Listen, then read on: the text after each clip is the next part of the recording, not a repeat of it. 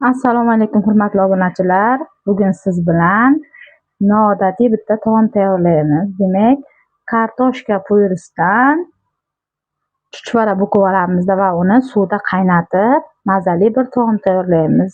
Avvalambor qiladigan ishimiz 2 dona tuxumga bitta qoshiqda mana tuz solib oldim va yarim chashka suv, un kerak bo'ladi.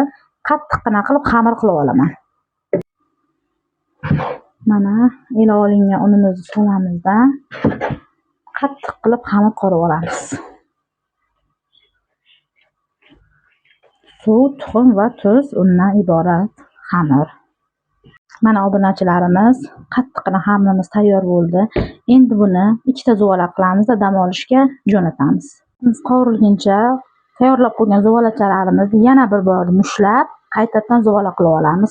Xamirimiz nafis, tekis va silliq chuchvaralarimiz chiroyli chiqadi. Mana obunachilarimiz, ovqatimizni pyuresi uchun kartoshkani qaynatib olamiz. Qiladigan ishimiz, birinchini qaynatib, pishgandan keyin ezib pyure qilib olamiz. Podlevasi uchun maydalangan go'sht va mana shu sabzavotlarimizni qizartirib chiroyli qilib podleva tayyorlab olamiz. Qozonimizga yog' solamiz. Yog'ni ko'proq solib olaman. Mana yog' solib oldim. Yog'ni yaxshilab qizdiramizda. Bolgarskiy bilan go'shtimizni qovurib olamiz. Go'shtimizni solib olaman. Mana go'shtimizni solib oldik. Go'shtimizni bitta aylantirib qovurib olaman. Juda uncha qattiq qovurmayman, chunki juda maydalangan go'sht qotib qoladi. Ketidan bolgarskiyni solaman-da qovurishga davom etaman.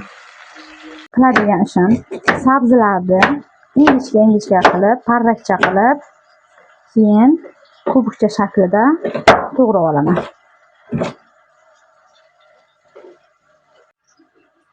Mana obunachilarimiz, sabzimizni to'g'rab oldim. Endi buni ham qovurib olamiz. Mana sabzilarimizga yaxshilab issiq o'tguncha sabzilarimizni qovurib olamiz. 4 ta dona piyozni to'g'rab oldim. Endi buni ham qovurib olamiz. Mana bitta qoshiqda tuz solamiz. Qoshiqda tuz aralashtiramiz. Piyozlari ezilib, qizarib, qovurilguncha qovurib olamiz. Endi bunga ko'p pomidor solib olamiz, chunki bu suv solmaymiz ovqatimizga. O'sha pomidorning suvi bilan podlevamiz tayyor bo'ladi. Shuning uchun pomidorni ko'proq solsak, shirin va suvli bo'ladi. Mana obunachilarimiz, kartoshkamizni qaynatib oldik. Buni ichiga ozgina shivit bilan bir chimdim tuz solib, maydalab aralashtirib oldim. Endi qiladigan ishimiz, xamirimizni yoyib olamiz. Mana endi qiladigan ishimiz, xamirimizni qo'limizdan kattalashtirib olib, chiroyli qilib katta qilib yoyib olamiz. Mana obunachilarimiz, xamirimizni nafis qilib yoyib oldik. Mana shu ko'rinishda. Endi buni to'rtburchak shaklda chuchvaraga moslab kesib olamiz.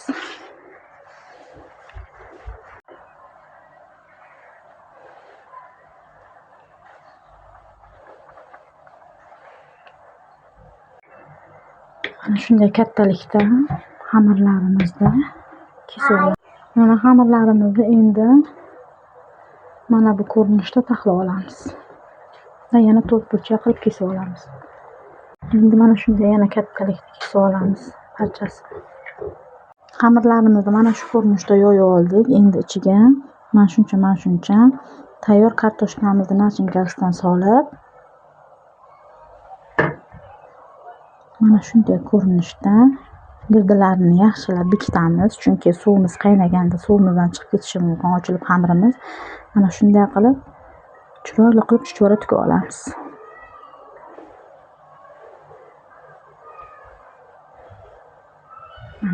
Mana shunday qilib chiroyli chuchvara tikib olamiz. Mana obunachilarimiz, chuchvalarimizni buqib oldik. Endi qiladigan ishimiz tovoqqa oddiygina suv solamiz. Endi buni ozginasini olamiz, bukilgan chuchvaramizni. Tovog'imizda oddiy suv va ichiga yarim choy qoshiq tuz soldim. Endi qaynab turgan holatida chuchvaralarimizni solib, qaynab tepaga ko'tarilib chiqquncha qaynatib olamiz pishguncha. Mana obunachilarimiz ustiga qo'yish uchun purimiz ham tayyor, pishib qoldi. Pishgan chuchvaralarimizni ustiga qo'yib, bemalol yeyishimiz mumkin. Mana obunachilarimiz, chuchvalarimiz qaynab pishishga yaqinlashyapti. Mana shu holda ozginadan pishirib olamiz. Mana obunachilarimiz, chuchvaralarimiz tayyor bo'ldi. Yuziga podliva va mana shunday xohlasangiz smetana, kefir bilan bemalol iste'mol qilishingiz mumkin. Albatta siz ham tayyorlab ko'ring. Like va kommentariyalarda ayamang.